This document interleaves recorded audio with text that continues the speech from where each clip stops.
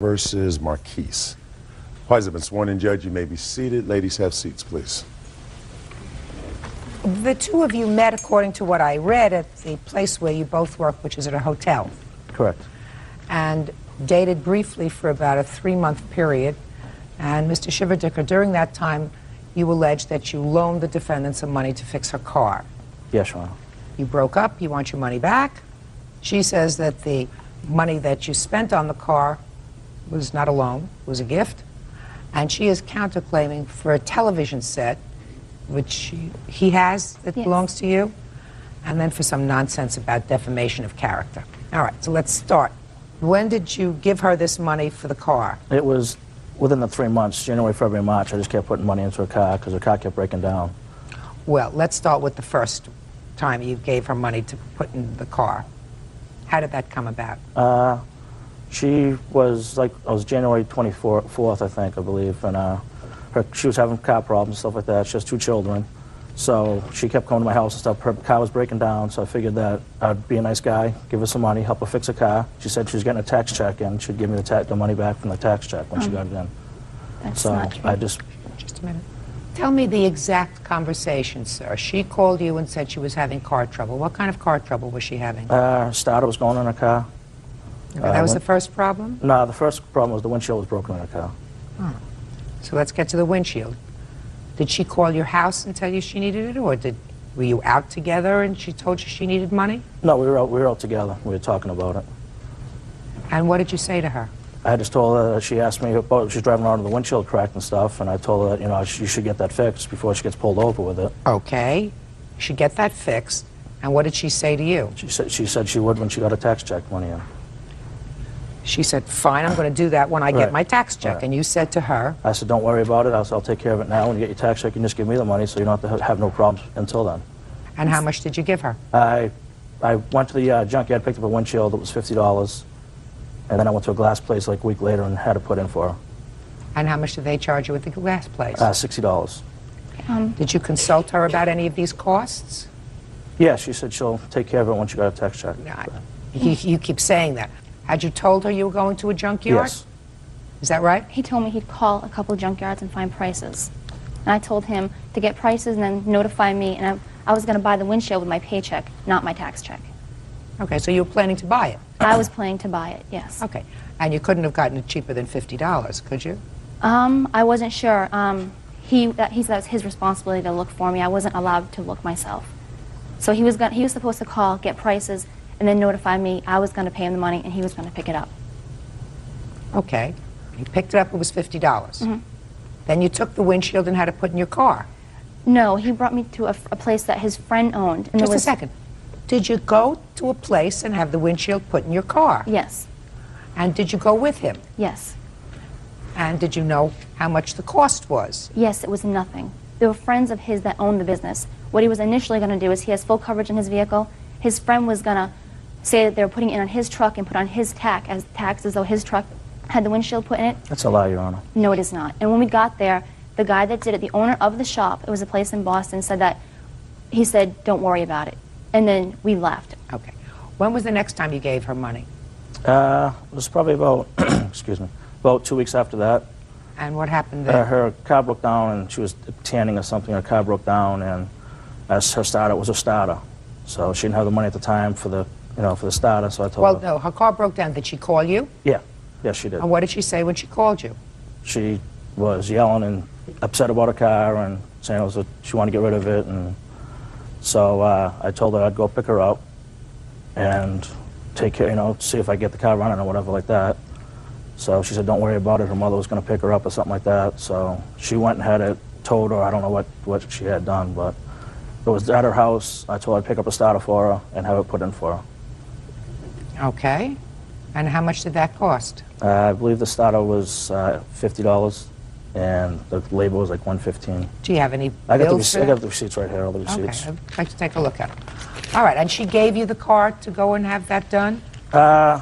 No, we went together and we dropped it off, and she Is that went over my right? house after. Yes, we went together. I didn't talk to anybody. I wasn't allowed to go in the place. I had to wait in his truck while he went in and talked to the mechanic and stuff. Don't tell me, I mean, Ms. I don't know what that you're happened not in there. allowed.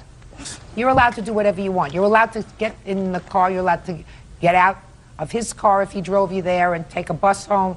No, they're arguing though. I mean, that's So the you point. argue.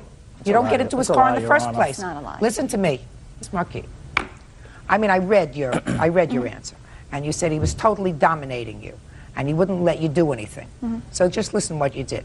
You complained to me that he totally dominated you when he went and got the windshield for your car and didn't ask you anything, and then totally dominated you when you went in to have the windshield put into the car, right?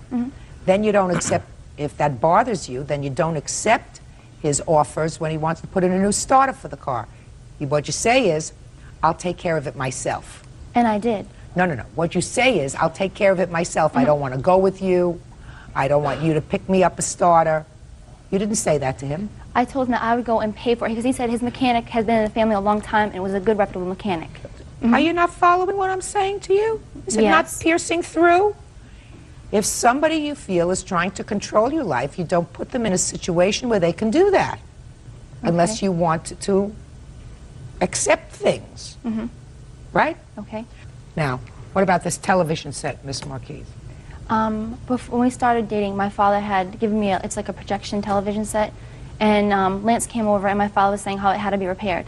He said he knows a friend that can repair the TV, and that him and his friend would pick it up and bring it to his house because his friend lived in the same city, and that it would be fixed from then on. I don't think it's been fixed yet, and when I asked for it back, he said that my father and I gave it to him. What happened was her father was buying a new big screen TV. He needed to get that TV out of the house. She said it was broken. She said, if you could do me a favor, I'd appreciate it. If you could get the TV out of the house. I had a pickup truck. I said, yeah, I'll take care of it for you. She goes, you can do whatever you want with the TV. I don't care. I just need it out of the house. That She gave sounds it right to me. No, That sounds right to me. that's Why not would I right. take a broken Yeah, TV that's right. and bring it to It's my not house? right. You wanna I know would have why? to fix their Why? house. Because you didn't bring a lawsuit until he sued you for the money. Judge Judy continues in a moment. But he wants it now, and you're no longer together. That's why he wants it back. So why don't you do it? Because I offered to do that. If my Oh, well, let's television offer was- again. And later today, She was my girlfriend at the time, so I figured, you know, romantic little weekend. It's not romantic when she's paying. Amber Decker is suing former girlfriend Dawn Marquis for a loan. Dawn is countersuing Lance for ruining her reputation. Who are you? I'm his mother, Step up. What's your last name? Shiva Decker. Shiva Decker, what do you know about this TV? She was talking to my son on the phone, and he lives with me. And I even called her mom and told her mom that she could pick up the TV at any time. It was broken. It was of no use to us. Where is the TV now? Just It's at my house. is it fixed? No, it's not. It's not fixed. No. So nobody did anything with it. Correct. Fine. Go get it. Okay. 3 days from today. If you're not there after 3 days, he's going to fix it and have himself a TV. Sit down. Your Honor, I have bank statements showing that the whole entire time I had over that amount of the money in the bank, including my my deposits with the checks. The second time he had the car repaired, my money was already in the bank, and he knows that because when I was sleeping, he went through my pocketbook and looked at all my bank So statements. why don't you give him the money that he spent on your car? Because when I tried to in the first place, I was writing a check and we were going to pick up the car. He told me no. He said, it's my responsibility. I'm taking care of it. He refused the money Well, but he wants it now, so why don't you give it to him? because he said not to worry about No, it no, before. So listen no. to me. He said it's his Listen to responsibility. me. But he wants it now, and you're no longer together. That's why he wants it back. So why don't you do it? Because I offered to do that. If my Oh, well, let's television was offer returned- again. You offer to give him back the money he spent for his car, for your car? If my stuff was returned to me also. Just what stuff? My television. Are was you the you're main going to thing. pick that up in 3 days. Okay. What else? That's the main thing, yeah, that's it. That's the only thing. Good. Your Honor. Now let me see. Now, that's very good. So let me see the bills that you spent on a car. and this She is- wants to give it back to you. This was a letter that she Even wrote me though that I it's was... She wants to give it back to you because that's the right thing to do because she says you're annoying her at work. You're annoying her at work, and probably one of the reasons you're annoying her is that you feel as if she made a fool out of you by taking this money. Is that right? Your Honor, I don't even see her at work. I don't talk to her at work.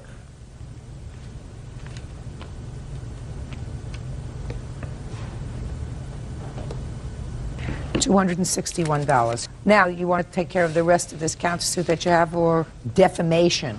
Yes. I work at the front desk at the hotel, and he works in the bar. People in the bar have been coming up to me Don't tell him- me what anybody's telling you from the bar. I'm sorry, what? Don't tell me what anybody's been telling you. That's hearsay. Okay, well, he's at the bar telling people at the bar that How do you know what he's telling people at the bar? a couple of the patrons and a police officer came to me You and asked me about cannot it. tell me what anybody else said. That's hearsay. Okay. Good.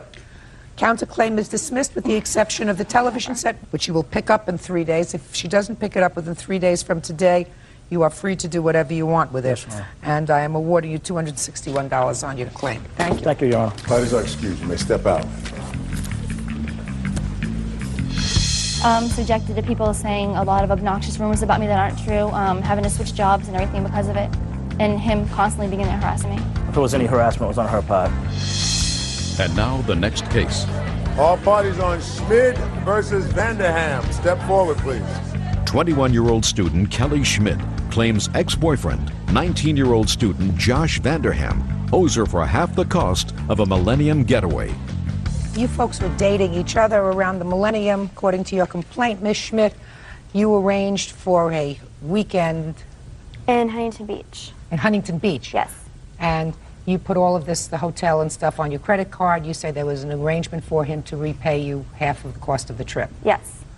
You broke up shortly thereafter. He hasn't paid you back. Yes. That's what this is about.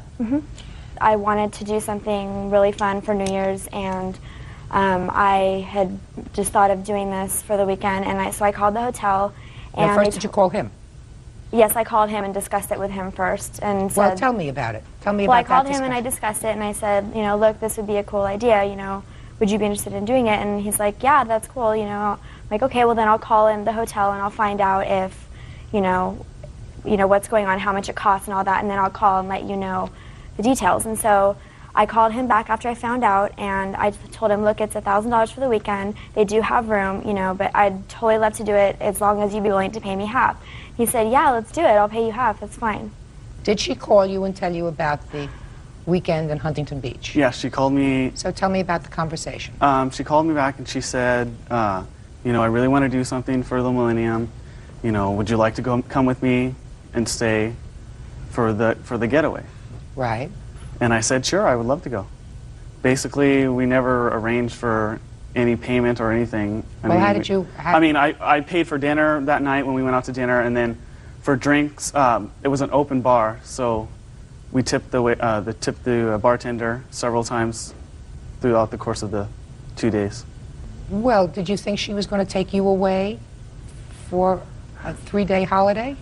Is that what you thought? Well, I don't know. She was my girlfriend at the time, so I figured, you know, she was going to help me out, and we were going to spend a 2-day, you know, romantic little weekend.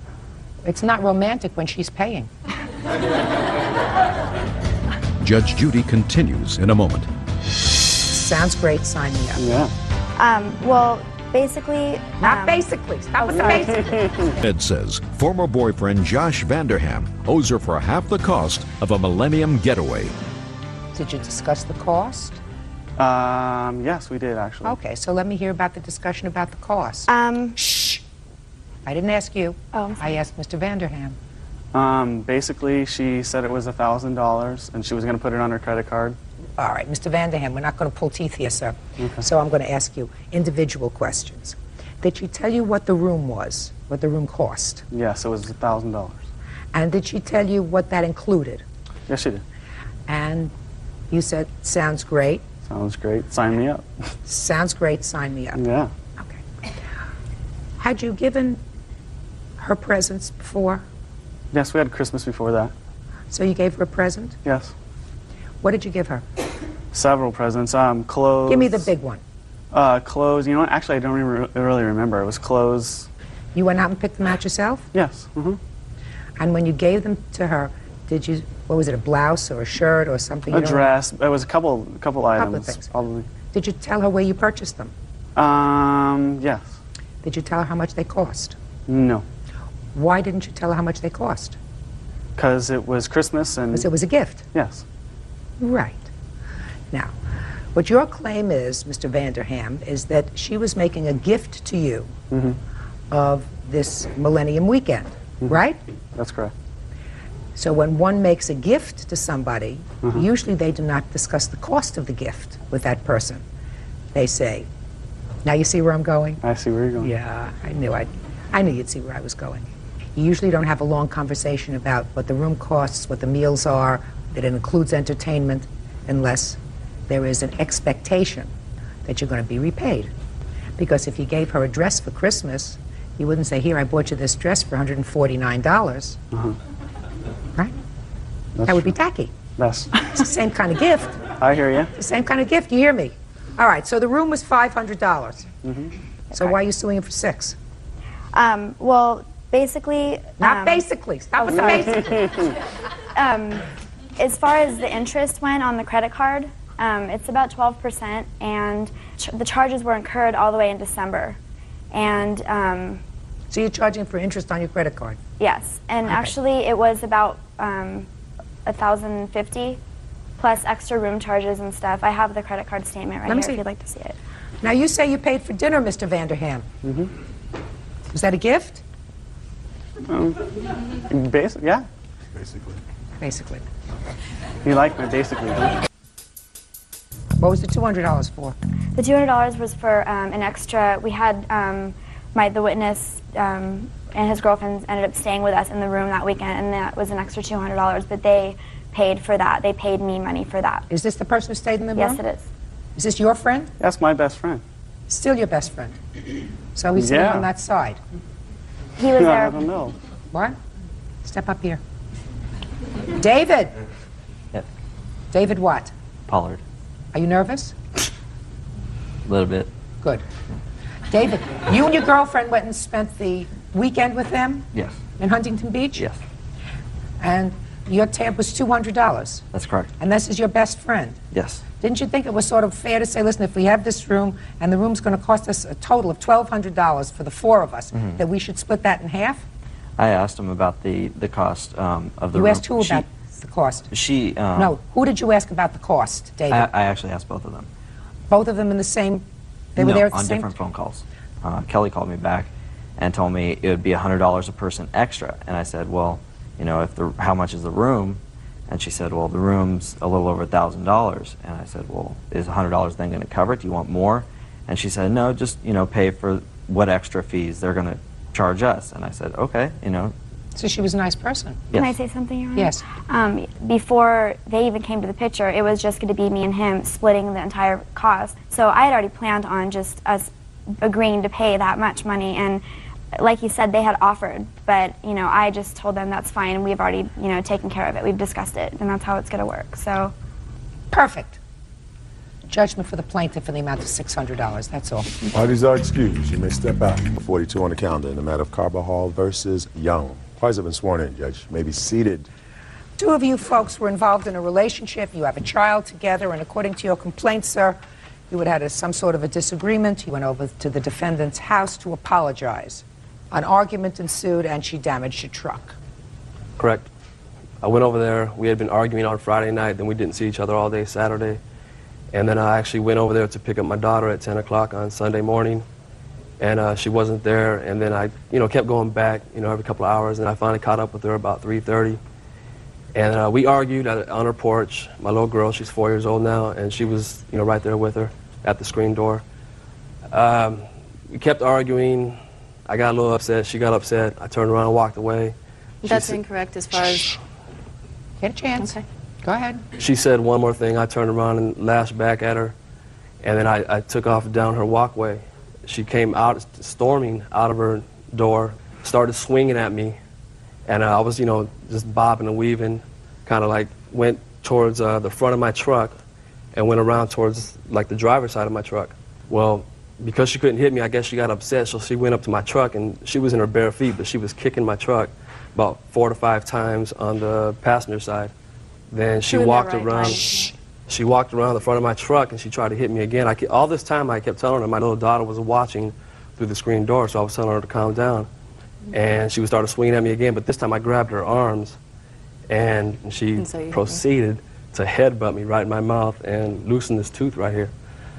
So then after that happened, I backed up, and she followed me up the driveway, started swinging again.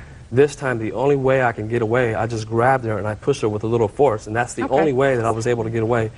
I then got into my truck, and I drove off up her street a little bit, and then I got out, and we exchanged a few more words. And What'd you get out for?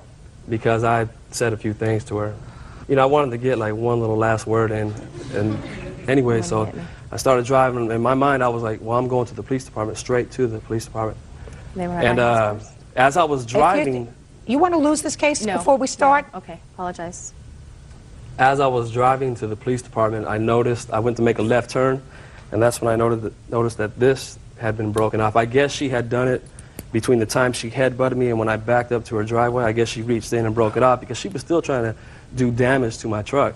Okay. So what I find interesting, sir, is that you are suing for damage to your truck, Only. right? Mm-hmm. Somebody hit me and loosened my tooth, boy. I wouldn't give a rat's behind about my truck. I also went to the dentist. I went to the dentist like 2 weeks later. There was little damage in the ligaments. Well, up that's here. what I'm saying to you, sir. It's just your priorities are sort of interesting to me. Okay. Miss Young, Yes. why did you lose your temper at him that day? Well, he'd said something about our daughter. He said that he probably isn't the father when I had broken up with him because he and was too jealous. The one thing that he said to you was, I'm probably not her father. Well, he had used plenty of vulgarness and just intent to hurt me with just. So you lost your cool. Well, after he was leaving, yeah, he started flinging. He was mud flinging at me. You know, I kept my cool up until that point, until he was down in the middle of the grass and he had screamed that back because he hadn't pushed my buttons yet, and he knew that that's the only thing he could say to push my buttons. So then, what did you do? I'm a wet hen when it comes to my daughter. What did I do? I went down to the lawn, and yeah, I had swung at him with miss, which there's no intent to, Just tell me what you did. Only because All right, I up. ducked out of the way, though. I mean, she was coming Am at I me asking pretty you good. any questions now? Okay. And So you started swinging at I him. had swung one time. Yes, I did. Either or. You started So swinging at him. Okay. Well, Okay. yeah, heck yes. So, well, I didn't hit him. He ducked and grabbed my arms and held him up to me, pushed him up to me, laughing at me. Seeing that he pushed my buttons, at that time he slapped my head. He let go of one of my arms. Wait, hold on. and- No, I don't want to hear you. I can't Did say you that. understand me? That's a I lie. don't want to hear you. And he'd swung at me and popped me in the side of the head, at this side of the head. And, Go ahead. Which is How in are you the. going to sit here and tell a lie like that? You want to lose? You want me to throw you out? I'm going to do that. You told your story. I told her to be quiet until you were finished. Do you understand? Did you hear me tell her that? Mm-hmm. If you open your mouth again, I'm dismissing your lawsuit unless I ask you a question. Is that clear? It's clear. Good. Continue. At that time, when he hit me in the head, just out of defending myself, then I. You weren't defending yourself. You were the aggressor. Well, yes, I was the No, aggressor. you were but the he's aggressor. The one that No, touched me you first. were the aggressor. Correct, but he's the one that touched first. No. But- You okay. were the aggressor. Okay, so okay. Now, what did you do to his car? He then let go and ran around his truck, laughing and dancing around. Thought it was cute. He ran from the back of his truck all the way around to the passenger seat side. And at that time, I reached in to grab his keys. No, at that time, according to your answer, let me tell I you hit- what you okay. wrote in your answer. He ran around to get to the front of his truck. Right. And you say, I chased him Well, from the back to the front driver's side. that's just human nature. I mean, somebody hit you. Yeah, heck yes. I mean, you're like, and he's laughing, and you're like. Let me see the damage to the truck, adrenaline's please. popping up. Shoot. Let me see what the I- damage. what I have here, I have, I like- didn't ask you a question. I said, let me see the damage to the truck. Okay. But in those pictures, And may I finish? No, you're finished. Oh, You I'm want this not too? finished. You're finished. Do you ever hear sticks and stones will break my bones, but names will never hurt I me? do. I do understand. Well, you were the that. aggressor. Well, he's the one that hit. No. You were the aggressor. He hit in self-defense. You were the aggressor. No. Okay. Oh. All right. Well, the neighbor saw all that, and I wished I would have. Don't tell me what anybody else saw. Now let me see That's the true. estimates. That's true. the estimate, and do you want to see the police report also? Yes.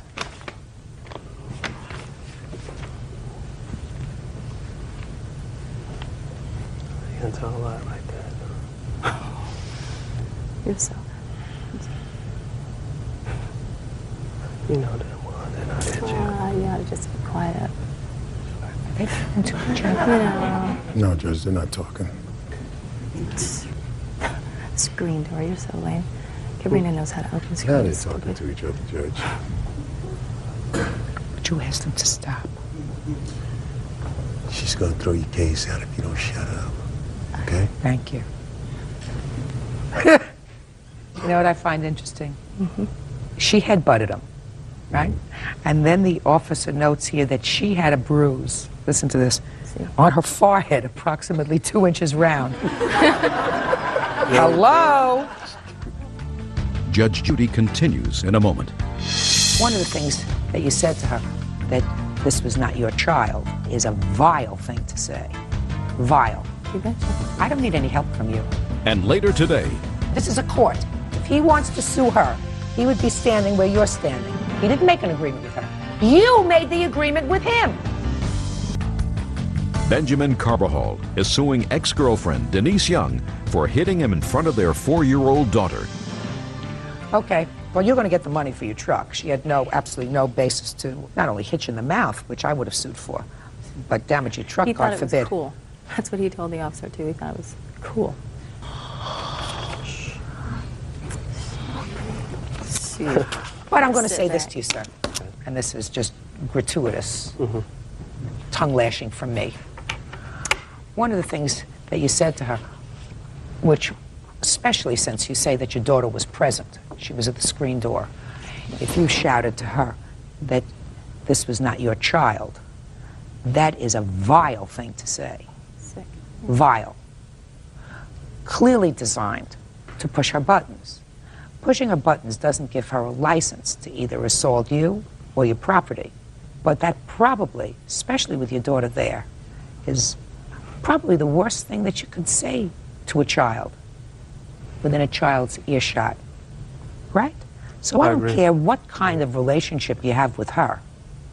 If you two have been fighting for 12 years, God bless you, you might spend the next 12 years fighting with each other. Who knows? But you made a child together. You're not supposed to make that child miserable. So if you told me that you were being a good father and said, cut it out, you know, your daughter is standing by the screen door, and then to shout to her what you did, there is nothing that I can say to you that can mitigate the damage that that did. Do you understand? Yes, I do. All right. Do you still go and pick her up for visitation? Yes.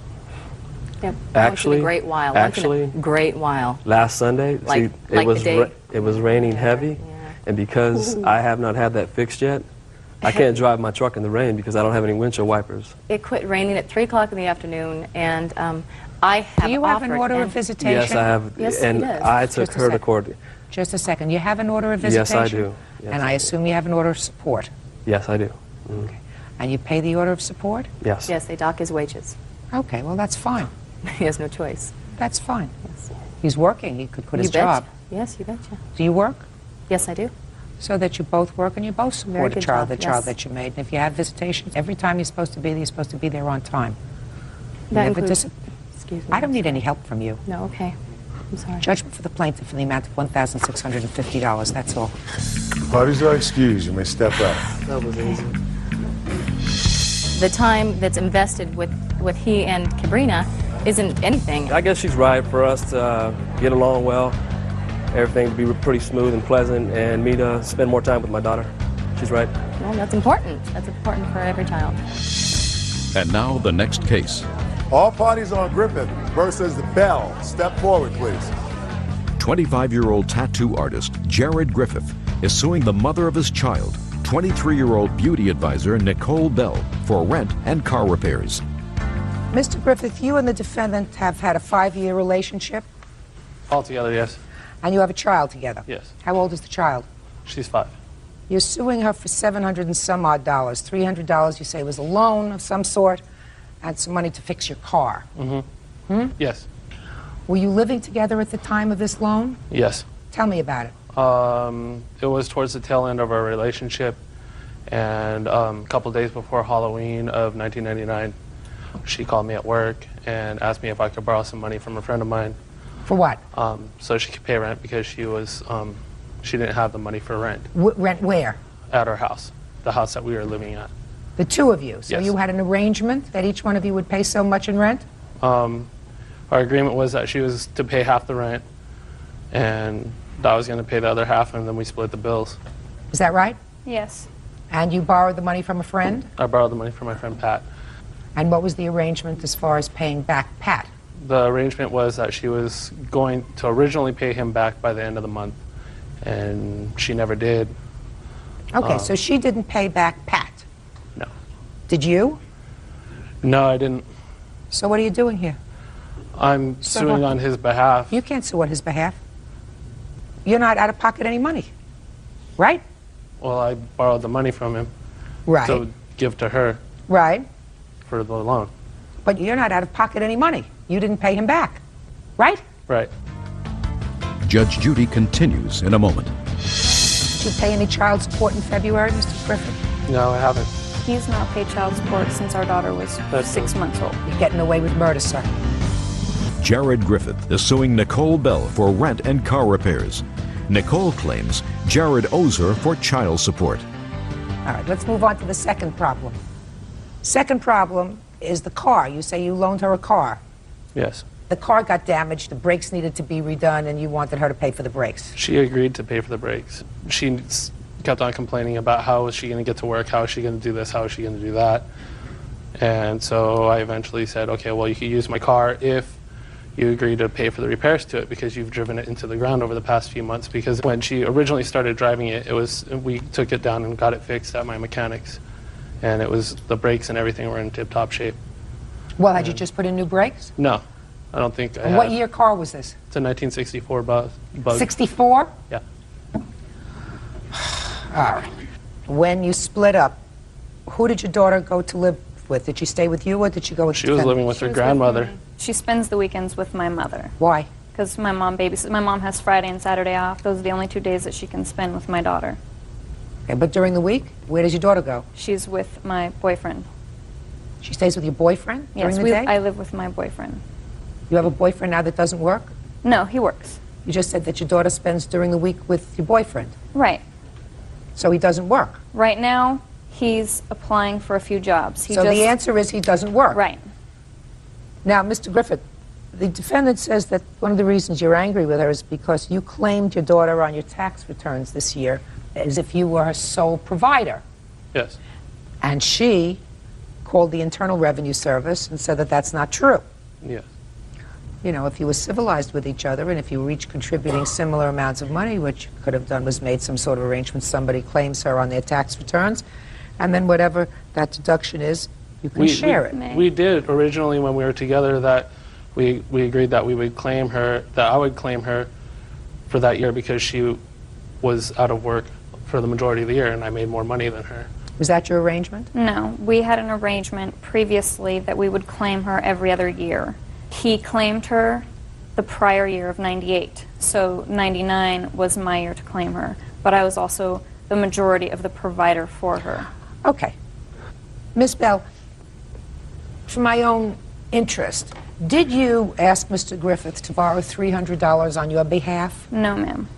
He took it upon himself to borrow money from his friend to pay the remainder of the rent. When I left my furniture, and I told him that he had the option to keep it or he could sell it to pay back his friend. Was any furniture left in your house that belonged to her? I told her that I was going to keep the couches until she paid me back. So the answer was she had some furniture. She did, but she didn't have anywhere else to put it as well. Okay. If you wanted to, she is not making any claim to her furniture. She says to sell it. If you have a problem with paying back your friend from whom you borrowed the money, sell the couches. Right? I guess, but it's not my responsibility to pay him back. Well, it's but her responsibility. You understand something, sir? This is a court. Parties are not fungible. You cannot say, well, I'm standing in his place. If he wants to sue her, he would be standing where you're standing. Then I would say, did you make an agreement with her? He'd say no. He didn't make an agreement with her. Right? He made an agreement with her based on me. No, he did not make an agreement with her. You made the agreement with him. To her, it was for her. She asked me specifically to borrow money from him.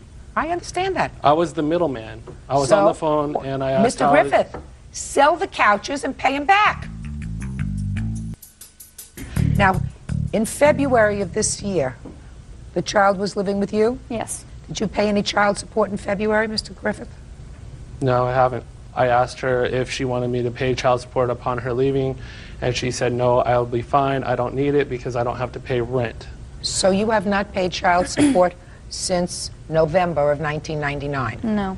No, I have. I'm working on that right now with the district attorney's office. Just a second. Have you paid child support since November of 1999? No, You because have she not. denied it. She did not want it.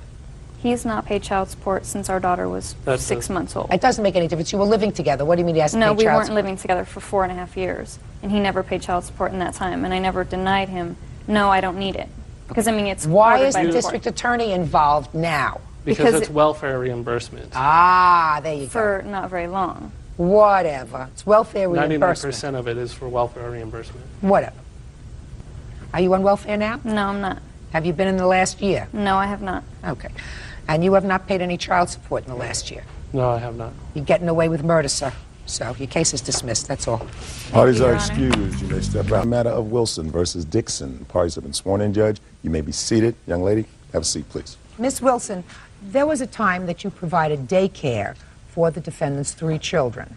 According to your complaint, as a result of some scandalous and slanderous remarks that the defendant made, you lost income. Yes, sir. I mean, yes, ma'am. And you want her to compensate you for that. Yes, ma'am. This is your oldest daughter? Yes. And you have 2 little Yes. ones, toddlers. Yes. How many days a week did you take care Sunday of? through Thursday. From what time to what time? From 6:30 to 3 o'clock. You were going to work, I assume. Yes. Yes, ma'am. Do you have children of your own? Yes, ma'am. How old are they? 11 and 4. When did the trouble begin? March 22nd. And tell me what happened. Chantel had told me after That's Chantel? Yes. After I picked him up from the babysitter, but after from her house, she had told me that Rhoda had left him in the car alone while she went inside 2 stores, and she had the keys in the car. She had the car running also. She didn't wake up till 10 in the morning. I dropped them off at 6:30. They didn't eat breakfast. As soon as they woke up, she said, Rhoda said, come on, it's time to go. She didn't have my 1-year-old, she was 1 year, she was 1 then. She didn't have her in a car seat. She had my son, it wasn't in a car seat. He was in a, like a carrier, and she didn't have him strapped in. And Tiara, my youngest daughter, was sitting on Chantel's lap in the car. And she also didn't have my permission to take them from her house. To take them off the premises? Mhm. Had she ever taken them off the premises before? Not that I know of, no. Do you remember coming home and telling your mom about this car ride that you took? Yes. You want you to come up here so we can talk.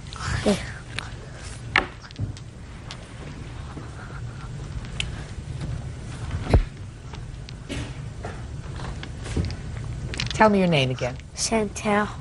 And you're 9? Yes. What grade are you in school? 4th. I'm going to 4th. You do well in school? Yes. Good. Tell me what you told her. I told her that we woke up until 10 and we didn't. What do you mean you woke up until 10? I mean, Miss Rhoda woke up until 10. And Well, she didn't get up until 10. Who took care of you from 6:30 to 10? nobody. She just kept waking up and then checking on us. Where were the babies?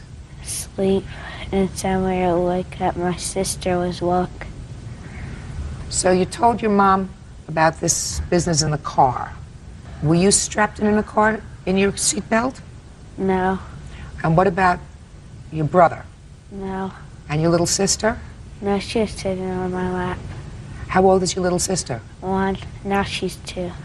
But at that time she was 1 year old. Yes. Now when you say she was sitting on your lap, were you sitting in the front of the car or in the back of the car? Back. And was she sitting on your lap when the car was moving? Yes. Have a seat over there with your mom. Okay.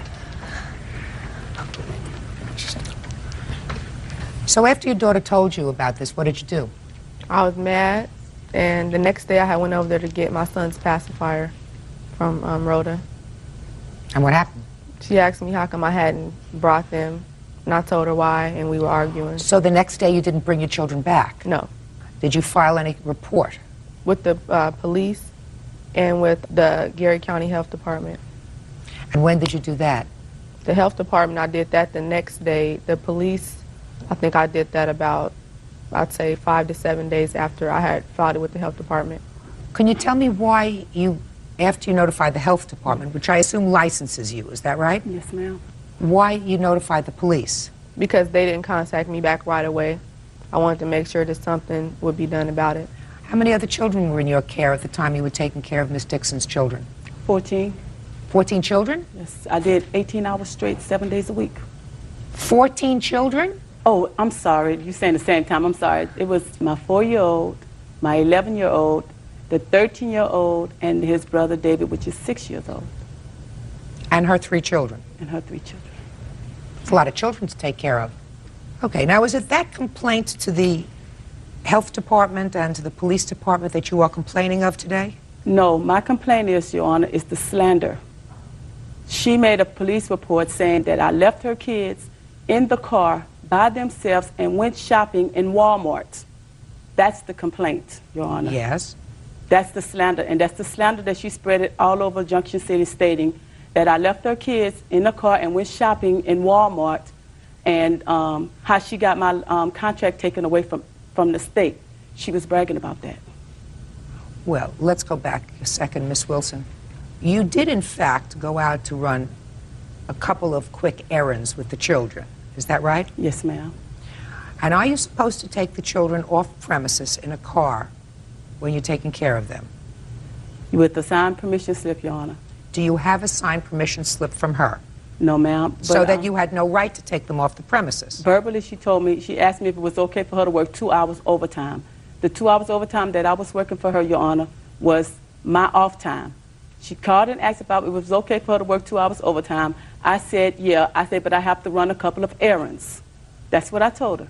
But I said, yeah, you go ahead and work 2 hours overtime. Did you have a signed permission slip from her to take her children off the premises? No, ma'am. The answer is no. No, ma'am. So you're not allowed to take her children off the premises? Verbally.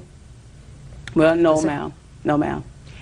You took other children in the car with you, too, correct? Yes, ma'am. How many children other than the defendant's children were in the car? It was Xavier, the 13-year-old, David, my 4-year-old, and her 3. So you had 5 children in the car? Yes, ma'am. How many car seats did you have in the car? I had 1 car seat. And who was using that car seat? The baby. Which baby? Romeo, the 12-month-old, was in the car seat. That's her baby? Yes, ma'am. And how old is the next oldest child? The next oldest was her child, I guess she 18 months. Was that child in a car seat? No, ma'am. You know that's against the law. Yes, I do, Your Honor. Judge Judy continues in a moment. I went in and out of those places, Your Doesn't Honor. make any difference. You left 5 children in the car for a moment. And later today, Madam, why did you sign the back of the check? Let me see, because I don't know. It's a check made out to cash.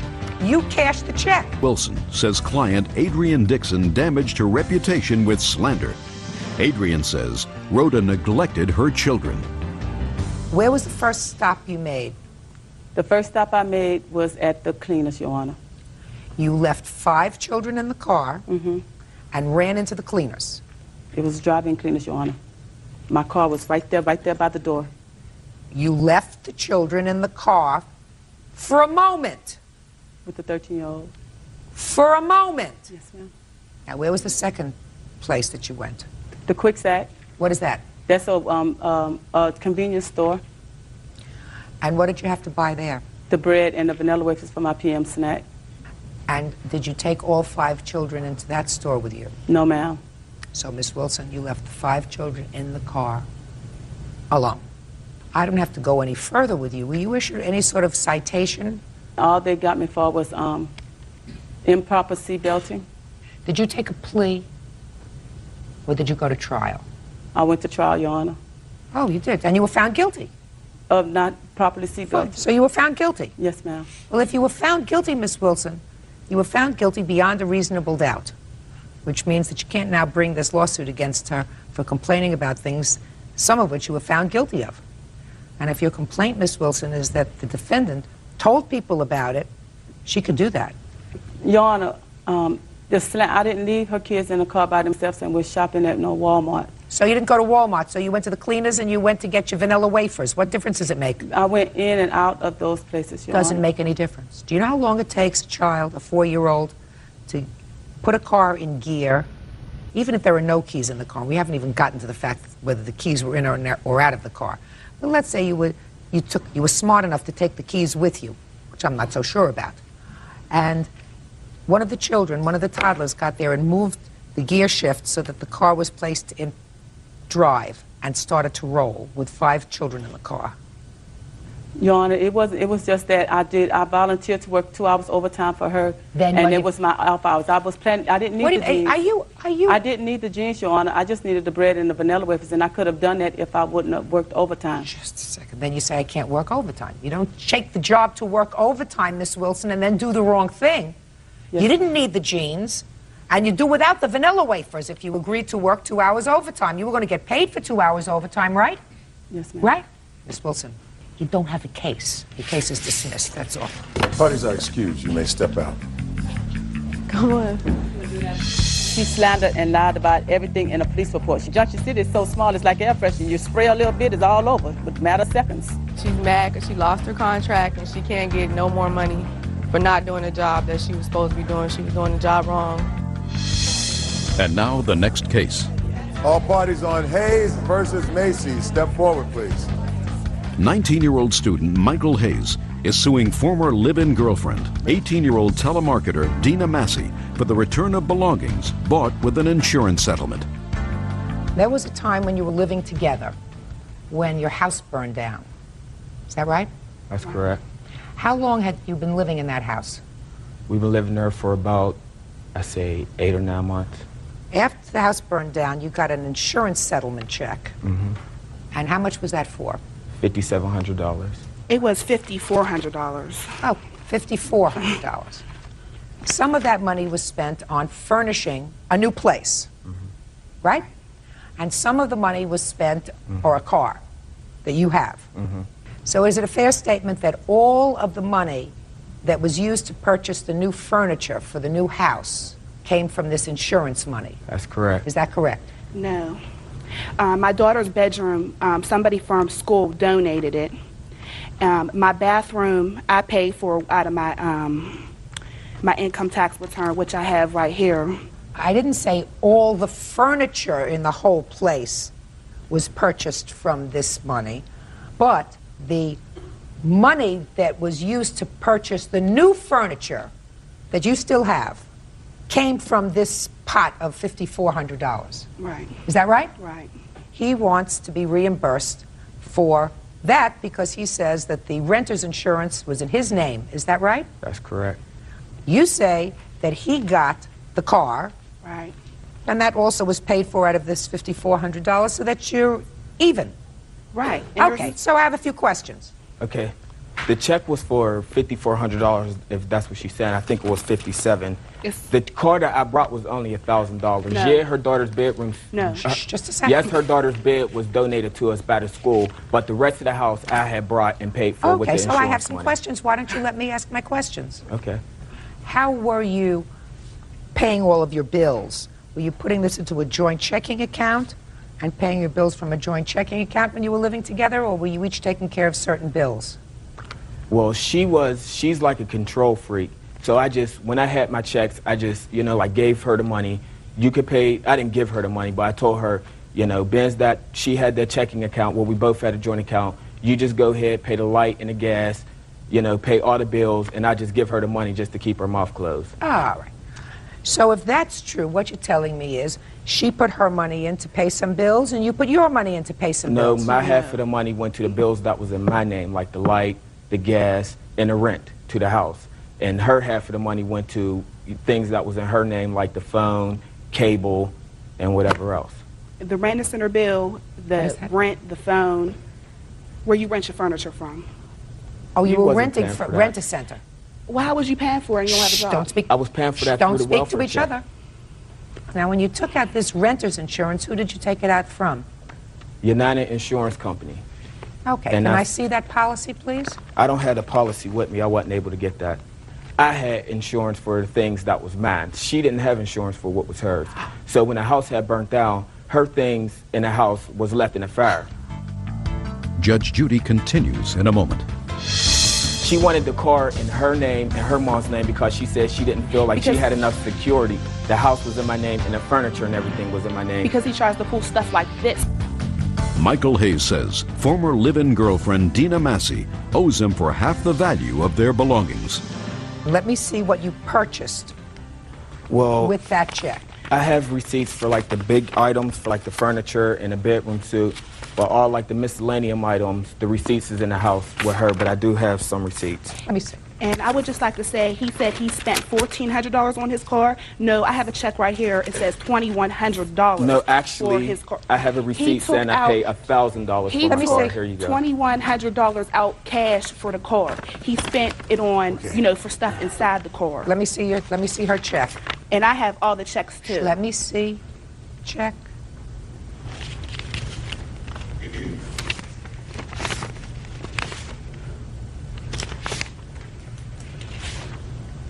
You have a check here for $2,100 that's made out to cash, that's signed by him. And it says car in a memo. Just a second. That you endorsed. What do you mean? I endorsed it. You endorsed it. It was made out to cash, and you got the money. Take a look at the back of the check. I didn't get the money for that. It's not made out to a car dealership. What we did was we wrote to the bank. We wrote a check for $2,100 in cash. He put the memo. It says car. He took $2,100 out for the car.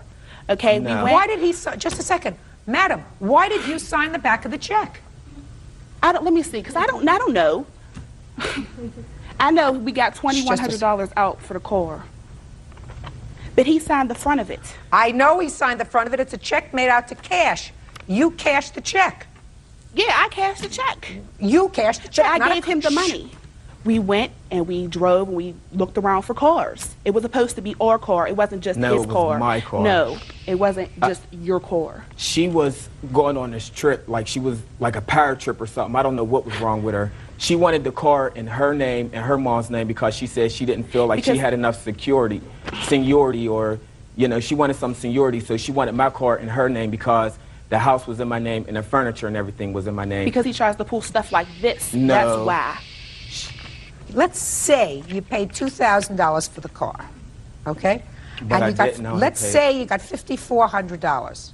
What Miss Massey is saying is, since each of you was contributing money to the house, she should have some benefit from this insurance money as well. But we both lived there and we both was on a lease. I had renter, I mean, we had a nice house. I had renter's insurance for the things that was matched. She could have did the same thing. Show me the policy. I wasn't able to get it, but I had the check. On some You're items. absolutely You right, get it on Miss the Massey. whole house. You're absolutely And right. Okay, and the whole house was mine. The whole house Hey. is not yours. 1, 2, 3, 4. Was the furniture that burned down rental furniture? Yes, it was rental furniture. Who paid the rental company? I did. There must have been a balance due for their furniture. He didn't. Ben's that the couch and a love seat that we had from Rent Center was still there. They was able to come in and take their stuff, so we wouldn't have to, you know, I wasn't liable for it no more. What do you mean? You mean everything burned down except their furniture? Everything didn't burn down, just the couch and the chair burnt down. Everything else was smoke damage. So are you telling me nobody paid Rent a Center for their Yeah, furniture? they came They and got they their got it. furniture They got back. it back. They took it back. They took it back. I guess they were going to fix it or whatever. I don't know what they was going to do to it. You want me to believe they came and took back They this did. couch They and they did. didn't They say did. to you, you have insurance, you have to pay us? No, they came and took it. Ben's that, I don't know, the couch had caught a fire, and they said if it was still, I don't know, they just came and took it back. I don't know either. I don't know either. You have the car? Yes, I do. You have the car? You got the furniture? Right. Goodbye. All right, is excused. You may step out. Versus Kane. Parties have been sworn in, Judge. You may be seated. Ma'am, have a seat, please. Mr. Pelletier, Yes. it was your brother who was married to the defendant? It was my wife's brother, Your Honor. Your brother was married to the defendant at the time of his death. Yes, Your Honor. However, it's a rather long story before that, according to your complaint. According to your complaint, your parents were also alive, and there came a time when they came to live with you, Yes. and they came to live with you because they were in failing health. Yes. And at the time they came to live with you, your brother was living with them. Right. He had suffered a breakdown of some sort. and he was living with and being cared for by his parents. Yes. So you decided to take your mother, your father, and your brother into your home. Yes. Shortly thereafter, your father passed away. Is that right? Yes. And shortly thereafter, your mother passed away, several months later, leaving your brother. You okay?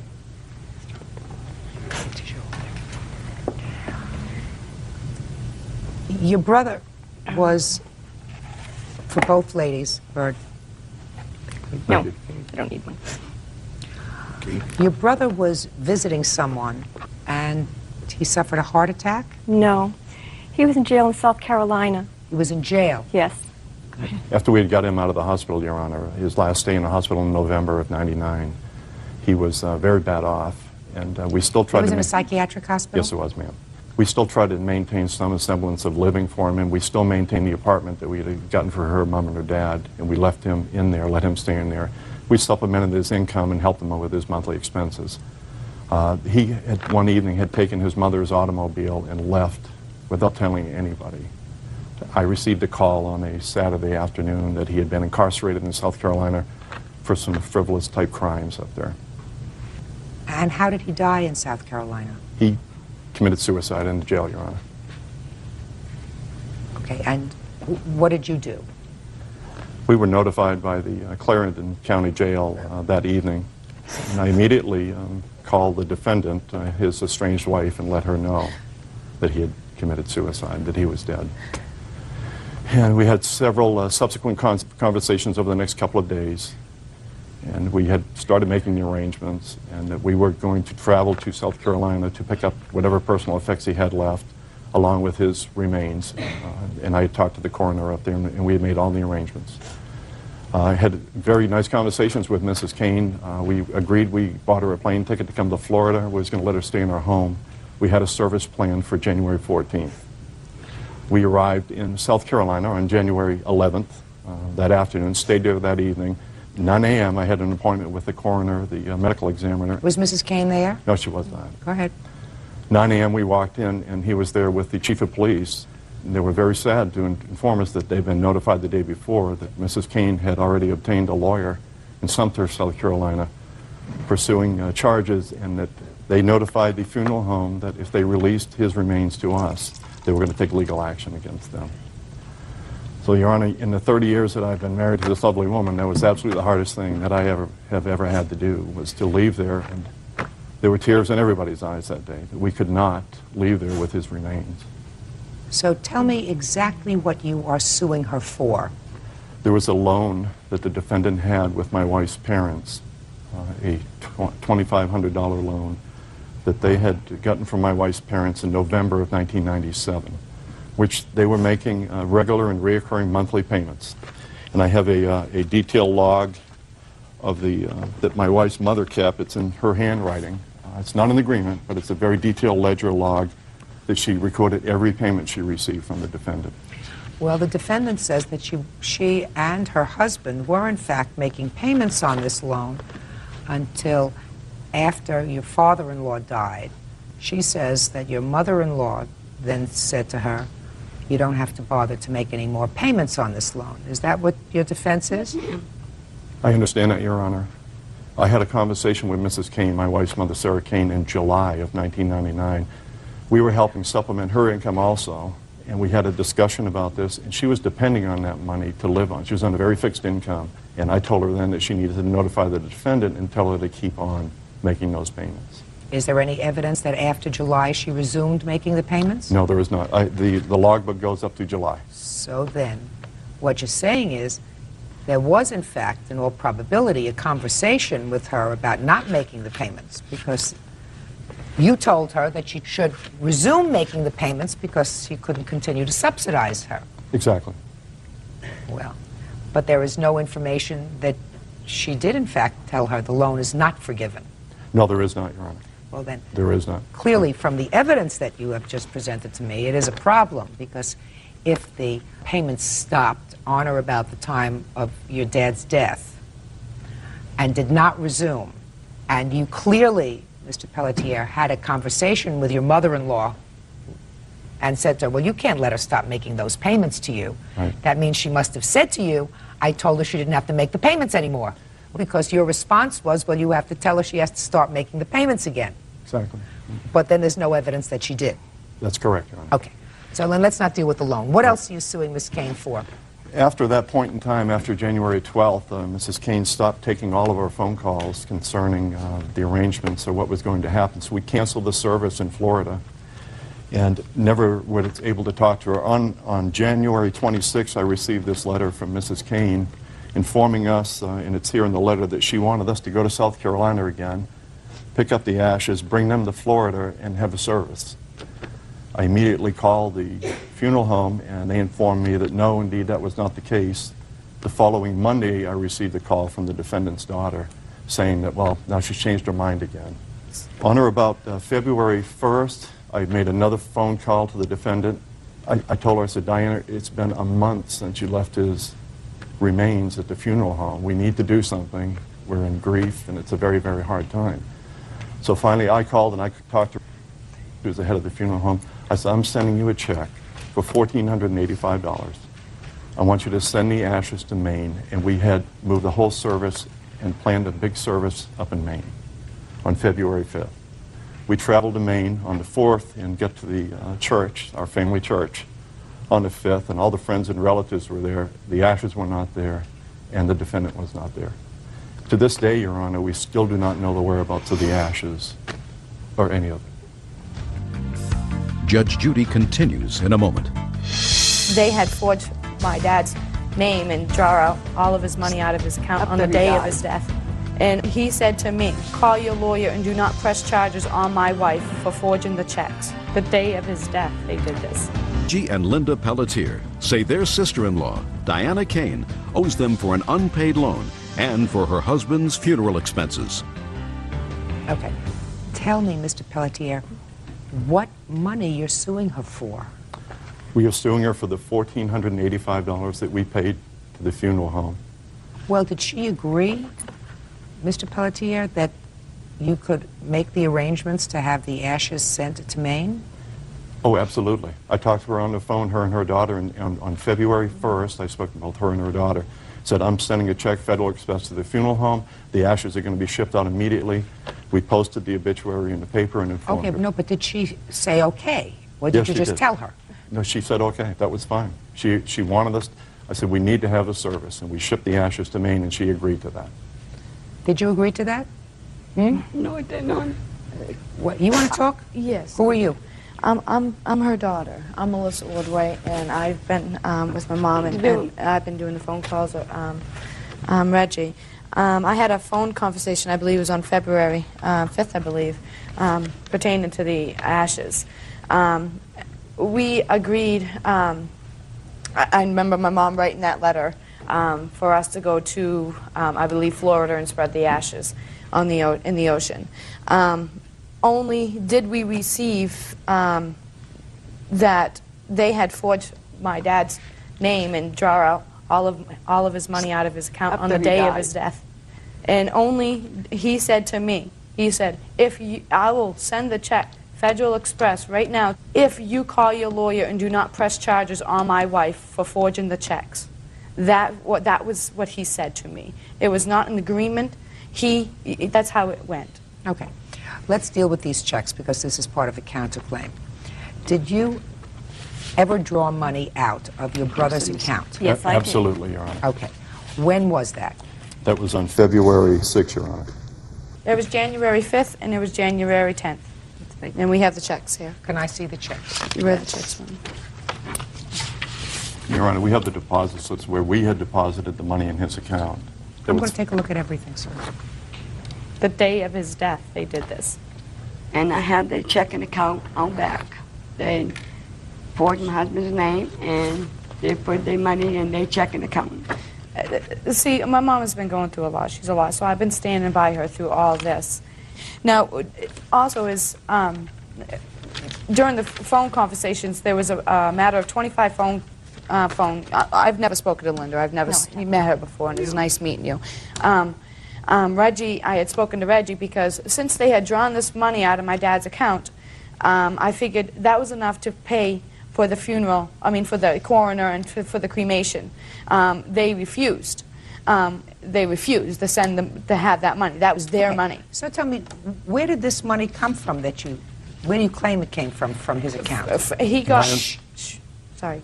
There was $920, Your Honor, that was acquired from the estate account of Sarah Kane for the month of November and December. The balance of that was $800 that was in his account. The $2,588, as you can see, we deposited in his account. From where? That was the proceeds from a life insurance policy, of which he was entitled to 1/4 of that. So that's his 1/4. No, his 1/4 of the $2,588.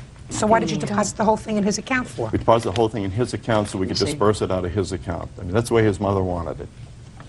Well, that makes it a little too complicated, sir. But even if you deposited that money in his account, this becomes his money. You can't, by law, write a check and sign his name. You understand that? I understand that, ma'am. Okay, so you can't do that. And if there was money put into the account, $800 was his? That's correct. Was his? Yes, it was. Okay. And according to you, 25% of $2,500 Exactly. would have been his. Exactly, Your Honor. Right? Which more than covers this $1,485. That is correct. Right? So that would at least make this a wash with regard to money. Correct. Right? Yes, ma'am. Okay. Judge Judy continues in a moment. Is there any way I could show you some pictures of their home with my dad? No. No? For what? To see a picture. Reggie and Linda Pelletier say their sister-in-law, Diana Kane, owes them for an unpaid loan and for her husband's funeral expenses. Now, Ms. Kane, you have a counterclaim for these checks and for a lot of mental anguish. Yes. So I have a few questions for you. How long had it been since you hadn't lived with your husband? I lived with my husband for 2.5 years, but I was going to Florida to see my husband. When were you married? June 21st, 1996. So you weren't married very long. But we've been 4 years this month. But you didn't live together for 2 years. Due to his parents being... Just a second. You didn't live together for 2 years. He lived with his parents. Right. You were separated from him for a while. He had a mental breakdown? He had a breakdown back in January 27, 1997. He was home with me. And after that, he went and lived with his parents for a while. And he came back home.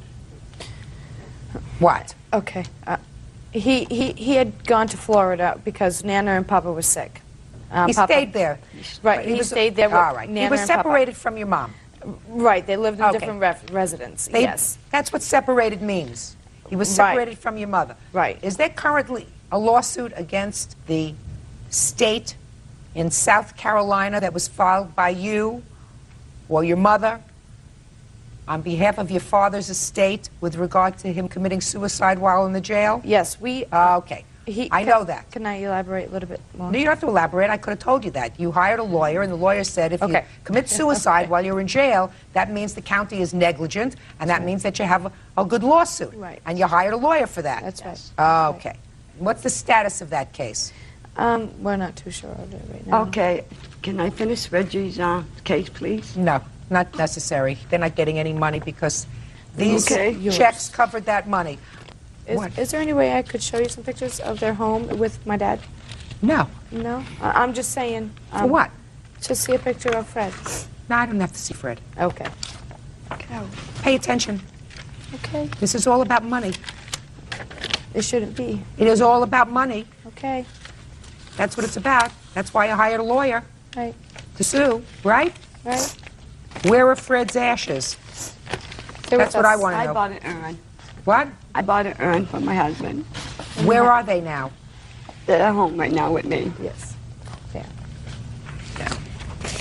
Miss Pelletier,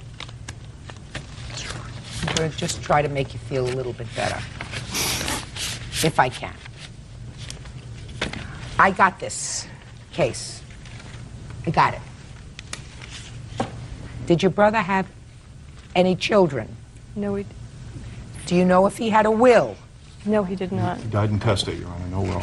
If he died intestate, you understand, even if he was married to this lady for an hour, She has the right to make the funeral arrangements. She has the right to take the ashes or the body. She has the right to do all of that, even though he was your brother for a lot longer than an hour. Be nice if you could see the ashes. They're really not important. I know I put my mom and dad in the same bed, and that's where he would have wanted to go. Okay. But you can't make that judgment because that's not what the law says. The law says you cannot make that judgment. The law says that the person who is the next of kin, and in this case, even if they were separated, she's the next of kin. And she's permitted to make those. Stop playing with the papers over there. Judge Judy continues in a moment. Now, how long did you know Fred? I knew Fred since 1995. So for a very, very short period of time, you knew Fred as an adult. He didn't raise you. He didn't raise you. You met him in 1995. According to your mother, in 1997, which is less than 2 years, he had a nervous breakdown. Right. So don't tell me about the love that you had. All right? That's her brother. That's right. If anyone should be involved in making the arrangements and making sure that his last wishes would have been fulfilled, your mother should have consulted them and done that. She didn't. Everybody got very excited and very involved about hiring a lawyer and suing the county where he committed suicide. His memories and his soul are most important. That's right. You have that. And there is nothing that any court is going to do to make you feel better about that. You know, your husband is very articulate. He told the story very well. This was the wrong thing to do. I understand how it happened. I would assume that nothing is going to come of it. It should not. But you never can tell when people are interested in money. You never can tell what they're going to do. That's correct. Don't worry, she's not going to jail. That's all. Parties are excused. You may step out. Judge Judy continues in a moment. Of Moore versus Tabor. Parties have been sworn in, Judge. You may be seated. Folks, have seats. Miss Moore, the defendant is your sister's son. Is that right? Yes. Sister died recently. Yes. Some 4 years ago, according to your complaint, your husband bought a car. And he had either new tires from that car or new tires from his old car, tires and rims. And you tried to sell those for a while. You put ads in the Penny Saver or in your local, whatever, and you got no takers. Right. Yeah. And then there came a time last year when you claimed that you sold the tires to your nephew. Yes. You say for $800, he says for $600. This lawsuit claims that he never paid you. And in addition, you say that this whole tire business has created certain animosity in your family. You want to be compensated for that too. You can't be compensated for that. Family squabbles happen. The courts are not here to take care of hurt feelings. They're here to take care of money. But I have a couple of questions for you, because your defense is that you gave her the money. Is that right? Yes. You had these 4 old tires hanging around for at least 3 years. Nobody wanted them. If you knew that your nephew wanted them, and according to what I read here, Miss Moore, you were a very close family. Yes. Why didn't you just give them to him? They were brand new, Your Honor. They were brand new tires and rims. They'd never been on the road. And I needed the money, so I was trying to sell them. But nobody bought them for 3 years. No, but I was selling them for $1,000 or best offer. And I realized no one... You realize my question? Yes. My question is, if you have a piece of property, okay, that nobody wants, nobody wanted them for 3 years. But I knew someone would want them eventually. Eventually, maybe Ford. some... Miss Moore, just sorry. check me out. I mean, I have nieces and nephews. So what I'm asking you is, if you have a nephew, your sister's son, you're a really close family, nobody wants him. It's not as if your husband got the car, he had new tires, your nephew said to you, listen, instead of selling them to a stranger, I'll buy them. Maybe you'll give me a break on the price. You had them sitting in your garage for 3.5 years. Mm-hmm. Nobody wanted them. So why didn't you just give him the tires if he wanted them? To make peace with everybody. We needed the money so desperately, Your Honor. For what? My husband was gone. I wasn't working. I'm disabled. My son is disabled. We rented out rooms to make ends meet. I didn't have any money. I even offered him $20 a month if he'd pay it, just to buy us some, you know, bread, milk, help us. I needed to sell them. I know I couldn't. But you were trying to I did sell try, them. yes, I kept trying. And you weren't successful. In fact, the same week that it came out in the paper again, because sometimes I'd take a few months and, you know, just try to rest from it.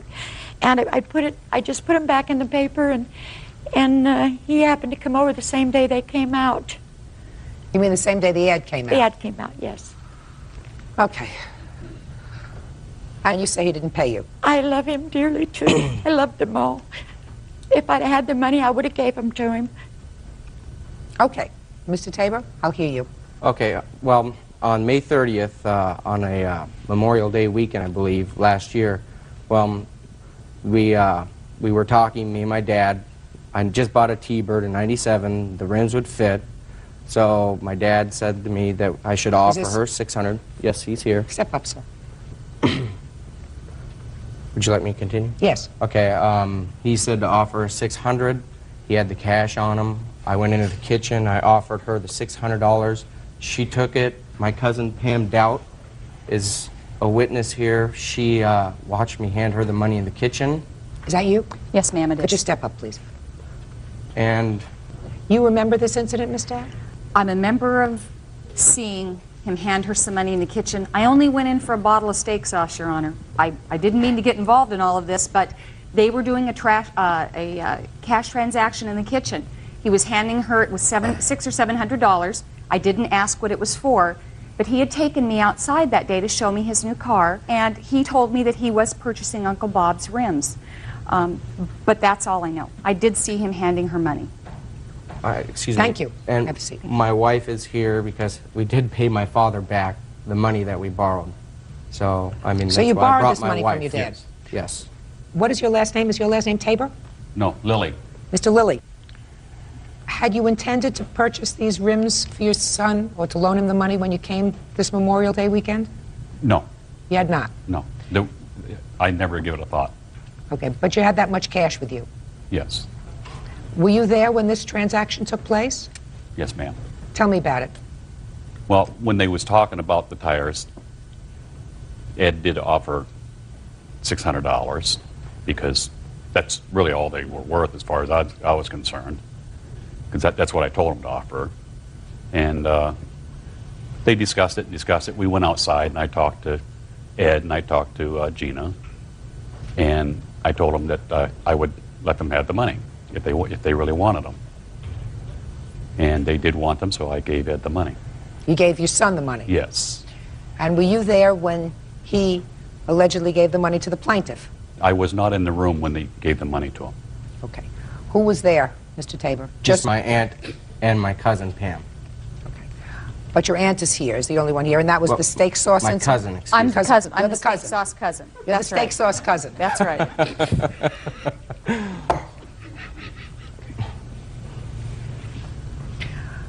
Did you pay your dad back? Yes. How long did it take you to pay your dad back? I would say over 6 months, maybe 8. My wife is the one that gave him the money. Is that right? Tell me what happened to create this hard feeling with your family. My mom passed on, and the families had gone south. We don't talk anymore. We've separated. So what you're saying is that it was your mother who kept everybody together? Absolutely. Judge Judy continues in a moment, or says her nephew Edward Tabor has not paid her for tires and rims for his Thunderbird.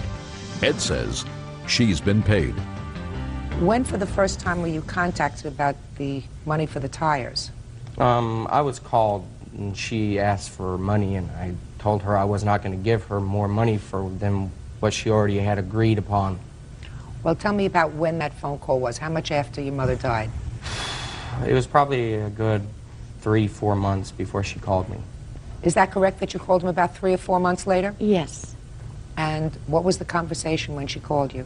Well, it started off about the gathering.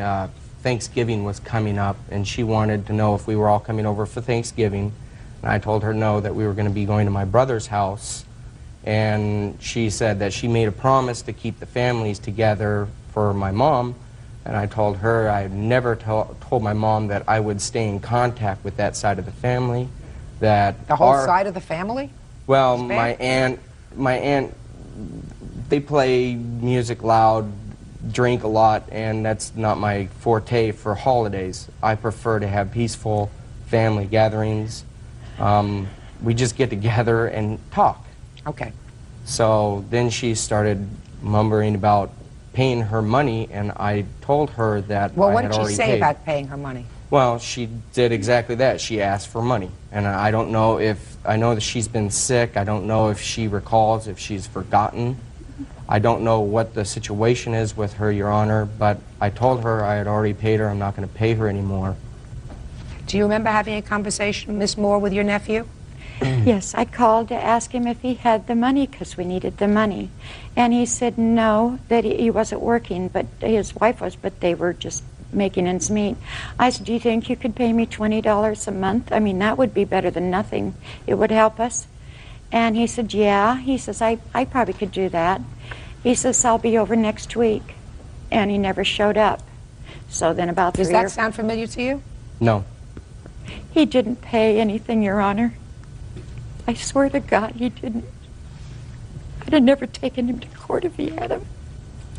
You have any witnesses, Miss Moore? Yes, I have my daughter at Christmas Day. We were invited over to his oldest sister's. And I was sick Christmas. I couldn't go, so my daughter and my son went for dinner because I went to bed. And this was Christmas after. Yes, and they had a problem with. You're her daughter. Yes. You know anything about this tire business? Yes, I do. Let me hear. Well, she sold him the tires for $800. And Were you present when they made the transaction? Not when they made the transaction. Okay, so you don't know about that. Okay. It was at Christmas time. We were all around. Afterwards? Yes. And she didn't go because she was sick. And this subject came up where he wanted to buy this game from my brother, the Risk game. And Raymond said that he would sell it to him for $800. And Eddie turned around and said, what do you mean $800? He said, I ain't paying you $800 for the thing. He says, well, that's what you owe for the tires. And then the conversation started and getting really bad. And next thing I know, Eddie wanted to take Raymond outside and duke it out. I said, a minute. Whoa. Hold.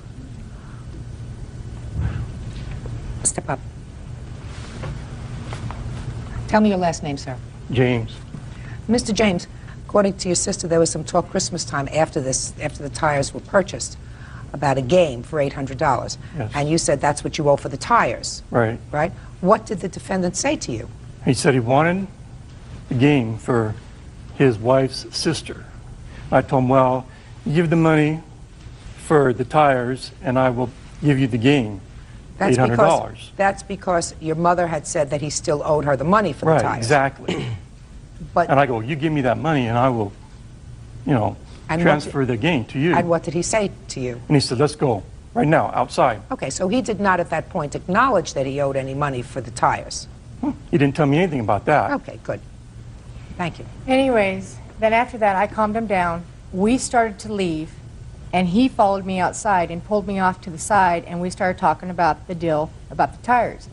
And he's saying, well, what about all this stuff that happened I turned around and I said, Eddie, all that stuff doesn't matter. That was a long time ago. I said, you bought the tires, you owe the money. And he more or less said to me, well, I owe the money, maybe she'll get it, maybe she won't. Did you have that conversation with her? I walked her outside, Your Honor, Yes. after the discussion with me wanting to beat up my cousin.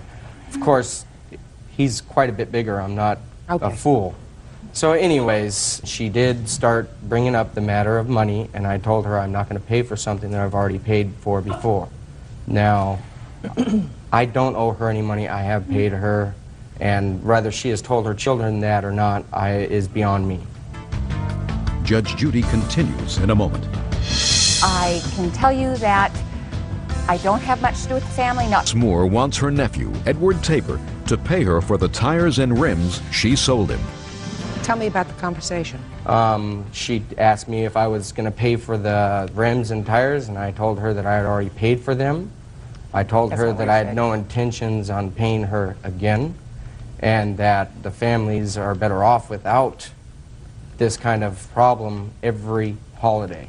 And that is exactly why we do not have family gatherings like we used to May I when say my mom something? was alive. Yes. We never had any problems at family holidays. No. Never. We always, the family has been very, very close for a very long time. So what do you think happened?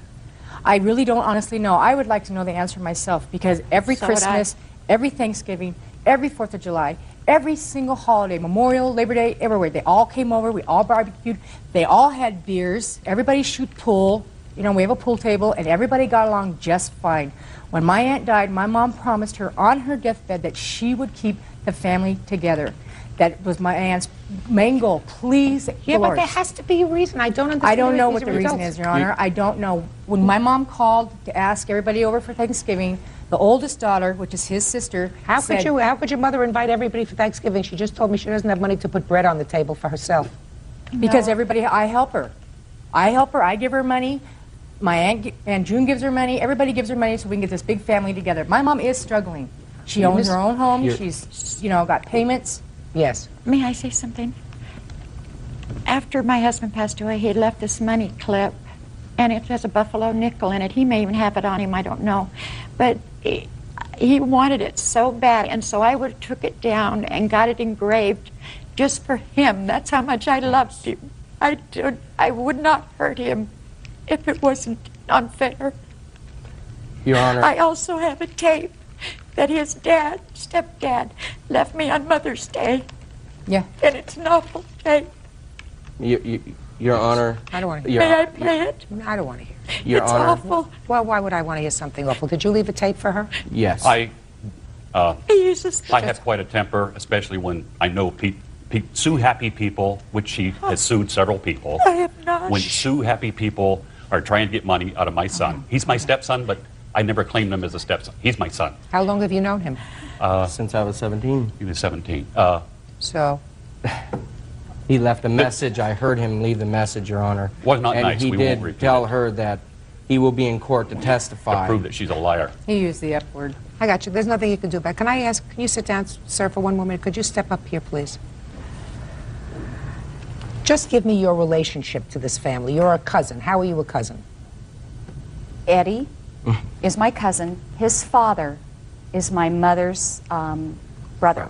I'm not that close with the family. I've gone to Aunt Dolores' house twice. I do call her Aunt Dolores out of respect. And I can tell you that I don't have much to do with the family, not because I don't enjoy them, it's just that the family dynamics are extremely unhealthy, and I prefer not to be involved. I went out of respect. My Aunt Alice was dying. It was the last time I knew I was going to see her. Thank you. Thank you. See, what she is saying, madam, is, and I believe her. I must tell you that I believe her. I see no reason why she would lie She's a wonderful lady.